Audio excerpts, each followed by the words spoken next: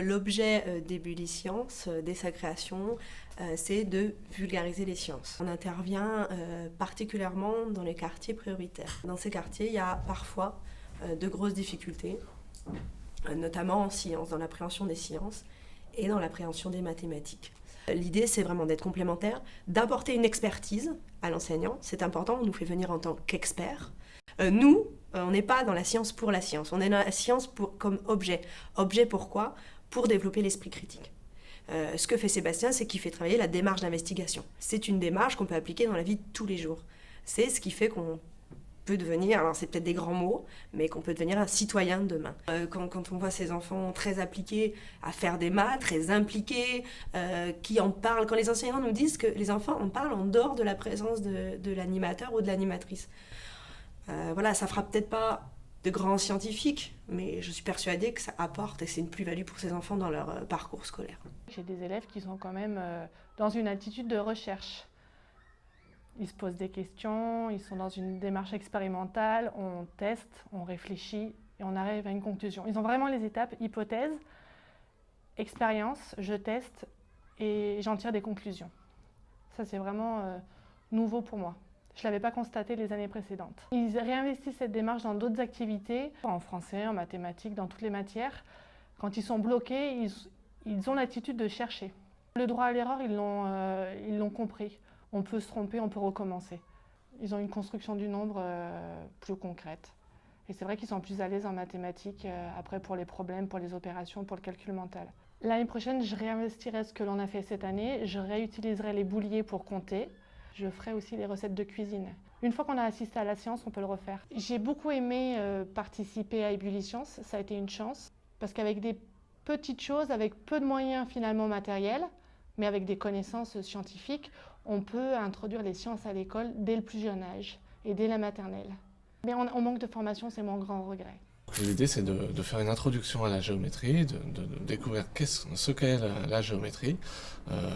Donc on commence par donner aux enfants la parole. On parle de côté, on parle de sommet, on parle de longueur de côté, on parle aussi des angles que forment les côtés entre eux. Voilà, ça permet de poser différentes formes. Donc on va utiliser en fait toutes ces formes-là dans la deuxième partie de la séance pour faire une expérience qu'on appelle les pavages savants. Donc là, ils vont donner leurs hypothèses. Donc, est-ce qu'on va être capable de faire un pavage avec des losanges ou alors avec des pentagones, etc. Et ensuite, on vérifie si c'est possible de faire ces pavages. Donc, ils testent beaucoup, ils essayent différentes choses qu'ils essaient de mettre en commun. Du coup, ce qu'on essaie de faire, c'est vraiment de faire comprendre aux élèves que la géométrie et les mathématiques dans leur ensemble, c'était notre travail dans les périodes précédentes, ça sert à décrire le réel. Il me semble tout à fait intéressant de pouvoir parler du plaisir de faire des maths, du plaisir de faire des sciences. Pendant 3 ans, il y avait au minimum 9 heures de formation qui étaient assurées et par l'intervenante et par un conseiller pédagogique autour du projet. Les élèves étaient heureux de faire des maths, plus en CP, en CE1. Pour moi, c'est une grande victoire. De plus, les enseignants ont vraiment souligné qu'il y avait beaucoup moins de difficultés dans l'acquisition des notions qui doivent être abordées et maîtrisées à la fin du cycle 2. Je voudrais souligner la qualité du travail qui a été fait au niveau du lieu accueil parents, qui a vraiment permis aux parents de comprendre ce qu'on faisait avec leurs enfants et de pouvoir le partager avec leurs enfants. Les enseignants ont pu avoir un travail véritablement d'équipe, puisque c'était grande section CP, CE1. Il y a eu cette formation qui a accompagné ce projet. Je peux retrouver, quand je vais dans les classes, des démarches qui ont été travaillées pendant ce projet. La ville de Lyon est très attentive à ce genre de projet. La ville de Lyon soutient le projet Compter la science du 8e arrondissement parce qu'il a tous les ingrédients d'un projet qui peut réussir. Faire aimer les mathématiques et les sciences aux enfants, c'est quand même assez capital.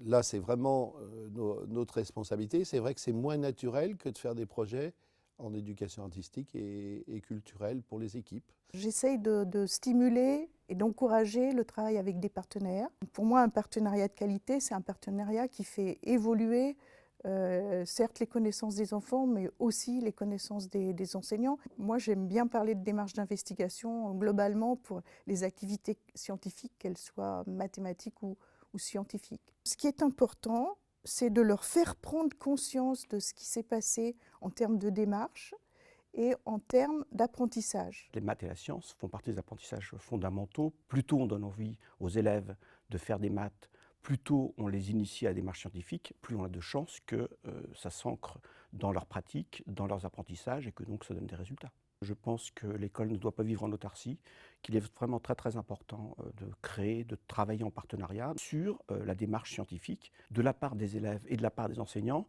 ce projet a été pris avec enthousiasme. C'est un projet qui a aussi enthousiasmé les familles. Les parents sont très soucieux de la réussite de leurs enfants. Quand on propose aux parents un projet dont l'objectif est d'améliorer leurs compétences, d'améliorer leur réussite, ils sont ravis. Si les parents ont une vision positive de l'école, les enfants ensuite sont aussi plus dans la réussite, dans la mesure où ils ne viennent pas reculant à l'école et ils voient dans l'école quelque chose qui va les aider à réussir.